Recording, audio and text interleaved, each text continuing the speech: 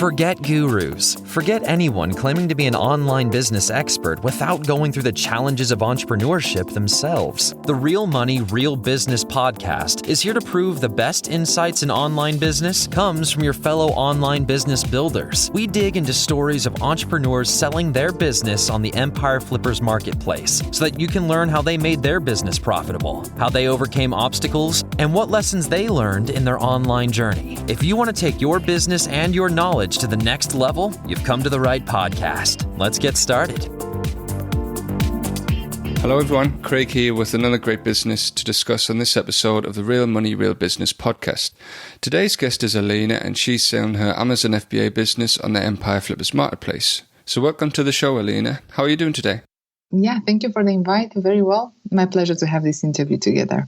And it's my pleasure to have you on here today talking about your business, and looking forward to hearing more about your business. But before we dive in, let's go over a brief summary. It's an Amazon FBA business in the apparel and accessories niche, created in August 2018. The average monthly revenue for the business is $20,406, and it makes an average of $5,191 net profit each month. For everyone listening, you can visit empireflippers.com/marketplace and search for listing 53147 to learn more about the business, or you can unlock this listing to start your due diligence if you're interested in purchasing this asset.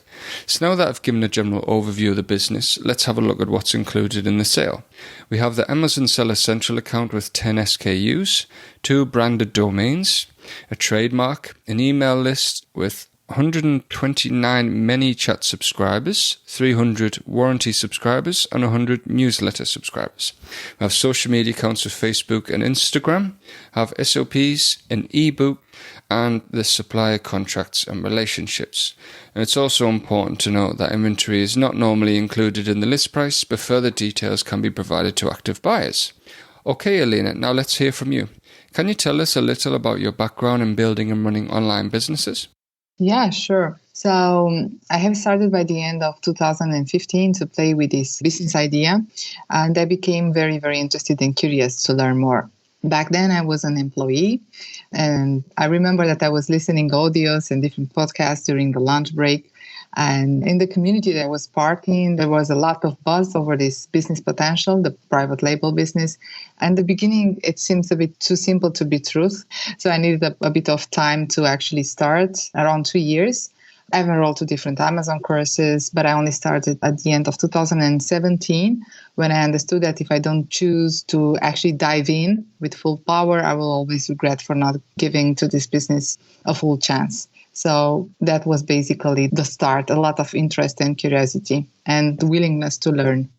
Wow, yeah, that's a really inspiring story, and one that I'm sure a lot of online entrepreneurs can relate to. So how come you gravitated towards the, e-commerce and Amazon FBA business model in particular?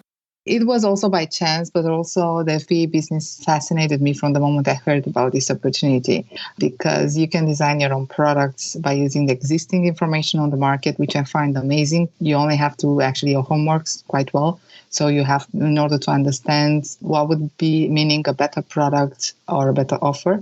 So I find it extremely practical to use this information that is out there.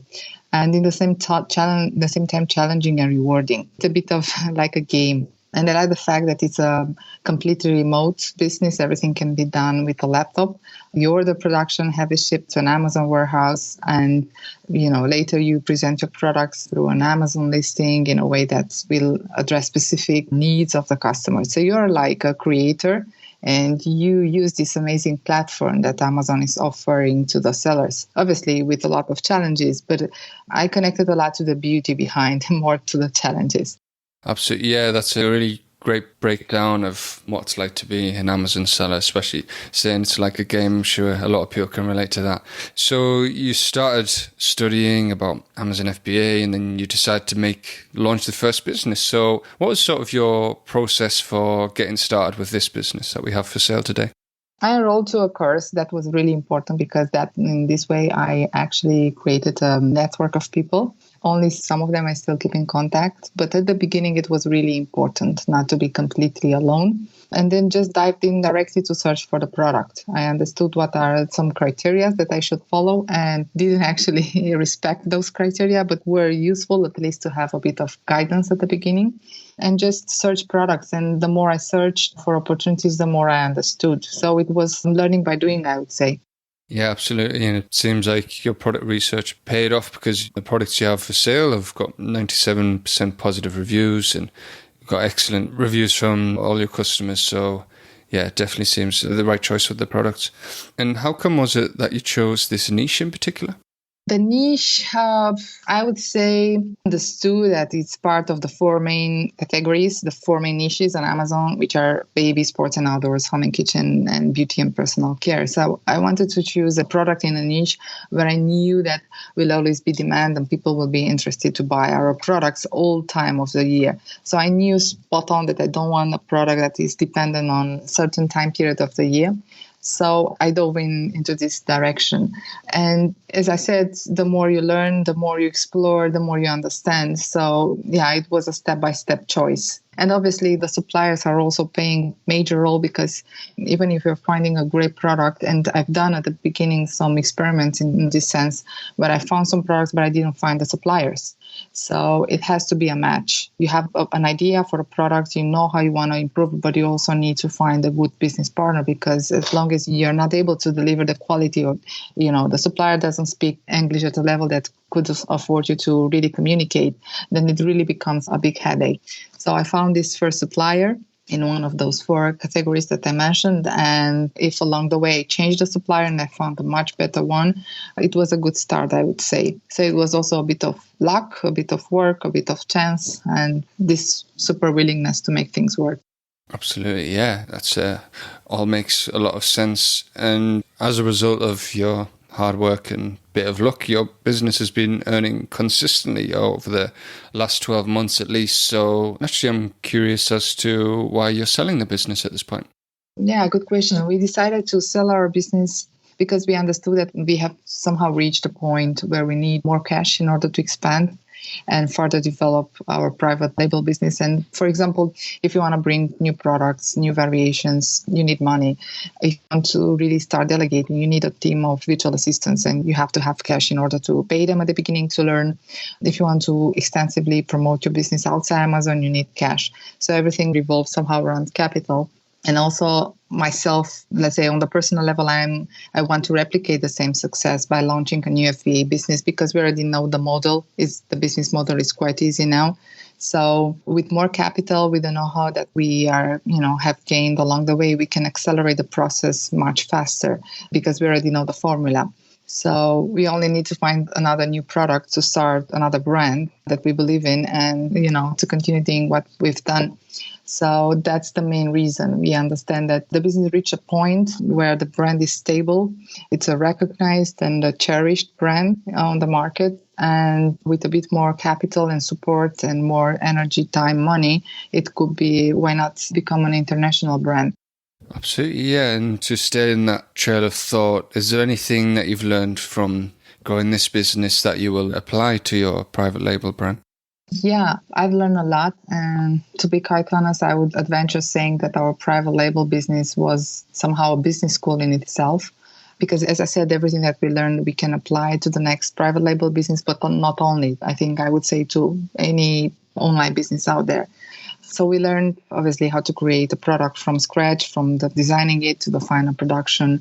We learn how to create a brand and why customer service is so important and why it's vital to find a supplier that can deliver high quality goods.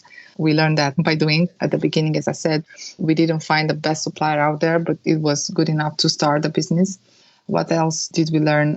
Very important how to present the product so that we can directly address to the customer's needs. I mean, everything that, because it's an online business, people cannot touch the product. So you have to learn to present the product in a way that really makes people curious and, is speaking directly to the needs they have. Everything that surrounds to negotiate with a supplier, set clear limits when it's a yes or a no. Understand the Chinese culture because our supplier comes from China. So yeah, the whole package that revolves around selling products online, I think it's very, very useful. And also, the business part, focusing on figures, understanding a landing cost, how this affects advertising cost, and so on and so forth.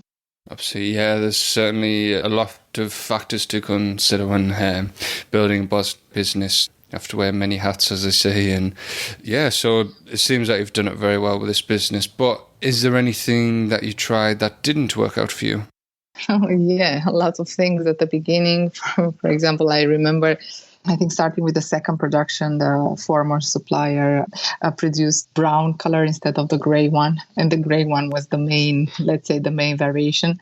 So it was a big throwback, but we managed somehow to build on this. And it was also a nice discovery to understand that the brown variation actually is selling much better than the gray one. So all those kind of things that were like on the negative and, are a bit demotivating at the beginning.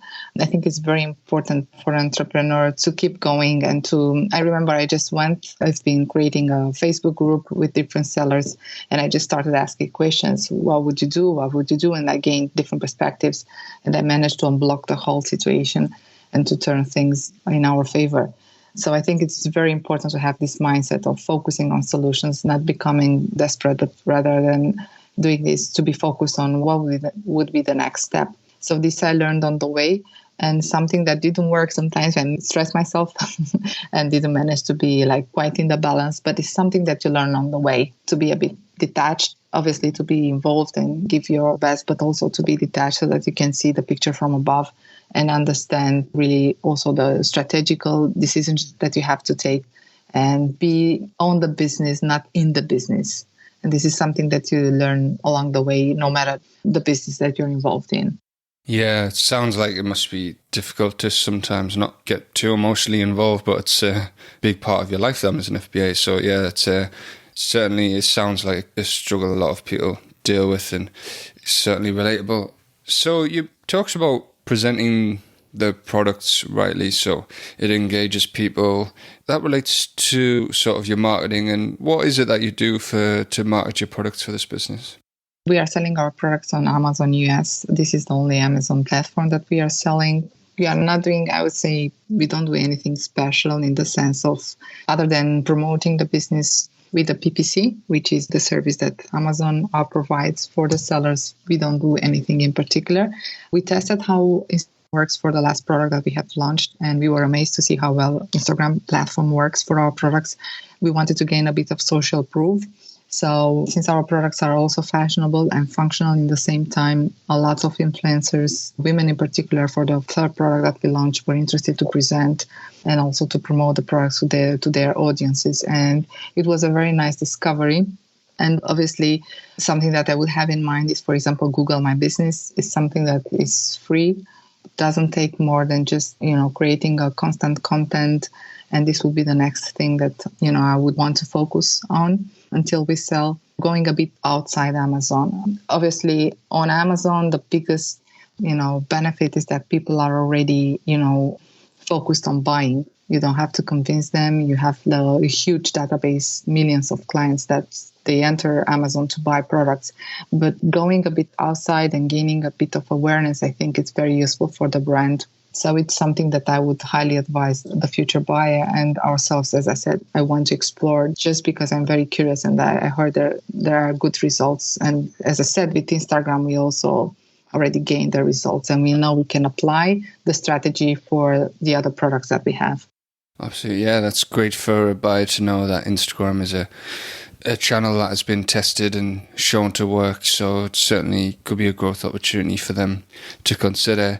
And you also have 300 email subscribers from a recent warranty program, to 100 ManyChat subscribers. Can you talk to us about how you acquired those subscribers, and if you certainly do anything with that audience at the moment?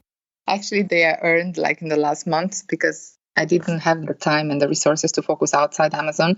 So the 300 subscribers are coming from a warranty 1-year warranty that we are offering for our products. And people just log in order to register for the warranty. And I didn't use this audience. It keeps growing from month to month. And obviously, this would be another direction that is definitely on my list, because you have the customers, you only need to communicate them on a constant basis and deliver high quality content. And as long as the products are okay, and they are, I can see based on their feedback, I think it's a bit much easier to strengthen the personal connection that we want to develop with our customers. Yeah, absolutely. Yeah, it's certainly important to keep customers engaged with the brand and build that loyalty for the lifetime value of the customer. So yeah, certainly very valid points. Notice that you spend about 8 hours of work a week on the business, and you alone. So what type of work do you do on this business for maintenance? Yeah, you said it right. 5 to 8 hours is what we are currently investing on a weekly basis. Could be weeks that I'm literally not touching the business and I'm not doing any significant change. What I usually do, I take care of the customers' messages, but this doesn't happen that often. I discuss with the supplier, let's say, if we have to prepare a new production or there are some small changes that realize that we want to bring to the products. I respond to the Instagram messages. As I said, we are using Instagram to gain social proof for the last product that we launched. What else? Optimizing the PPC. It's quite important to watch a bit the costs and to eliminate the keywords that are not relevant or we are not generating sales when people are using the PPC on those keywords. So it's to sum up, it's actually maintenance, of the administrative tasks that are needed for the business to run. But even if, let's say, I'm not touching the business for 2 or 3 weeks, nothing major will happen. Okay, yeah. And so what do you think are the skills or requirements for someone who is not familiar with this niche or business model? I think it's very important for this person to have this willingness to go a bit deep, not to treat things superficially, understand very well the market that she wants to launch a new product, and of course existing competition. So somebody that is willing to really do the homework properly, I think will, and it's, passionate. They are passionate about this model, this business model. I think they can run this kind of business. And of course, you need persistence, not to settle for less, find the best supplier out there, the one that really can deliver the best quality with the best possible production price. You need also some social skills, as I already said, create a network of people around you that will support you. As I was giving the example of the beginning with a former supplier and mistake that they've done, and the fact that I found a solution inside my community. And as long as you have people that can support you, I think this is a very big step forward, because you cannot test all the methods. And if somebody's testing something and is working in their niche, maybe it can work in yours also. So you're gaining a lot of time and money. But of course, in order to have a network of people, you have to be willing first to share and give. Also, you need resilience, keep the pace. As I said, it's a business. There are risks involved. Not everything is running all the time smoothly. Amazon is changing sometimes the rules of the game. So it's very important to focus on solutions and never give up. And very, very important, the marketing skills. You have to launch a product that really serves and, solves a need. So understanding this and leaving behind, your attachment or the fact that you like a product or a niche, I think it's very important. Absolutely, yeah. I've heard sellers before talk about the sort of power of having a community and even like in-person networking, getting that support, masterminds, and they said it's like the number one reason for their success. Some people, it seems that it works for a lot of people. So yeah, it makes a lot of sense. On the flip side of things, what do you think are the biggest risks with this business that a buyer should be aware of? So I would say I will start then with what I consider to be a risk, and is the fact that the main revenue is generated by the main product.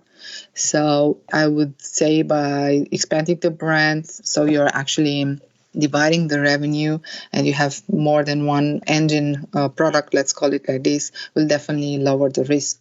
Also, one should be aware, and this is more specific to any private label business, that, the listing does not belong to you. So it belongs to Amazon. So as long as you know what you're doing, things should be okay. But of course, there is no 100% guarantee. Amazon could decide to close your listing, for example. So this can happen all the time, and it's associated to a private label business. But to us in particular, I would say, because we are dominating our niche, it's kind of I think even the competition, a new competition will penetrate the market. They have a long way to go until they can actually compete with our products. So I would take the competition out of the question now, and I would just see it from a business point of view. You definitely want to have as many eggs in different baskets, so to say. So if the future owner of the business will, very fast find another product or expand the brand or launch new products, definitely will help to lower the risk. Absolutely, yeah, and that's certainly a fair point about the competition, considering the quality of reviews you have for your products and the trademarks in place. It certainly seems like you've built a pretty defensible business.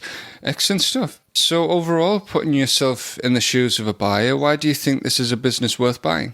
Nice question. It's actually the main purpose of our conversation, I guess. So as I said, we are dominating the wax canvas niche in the US. So the same thing can be done in Canada, Mexico, and some other Amazon markets.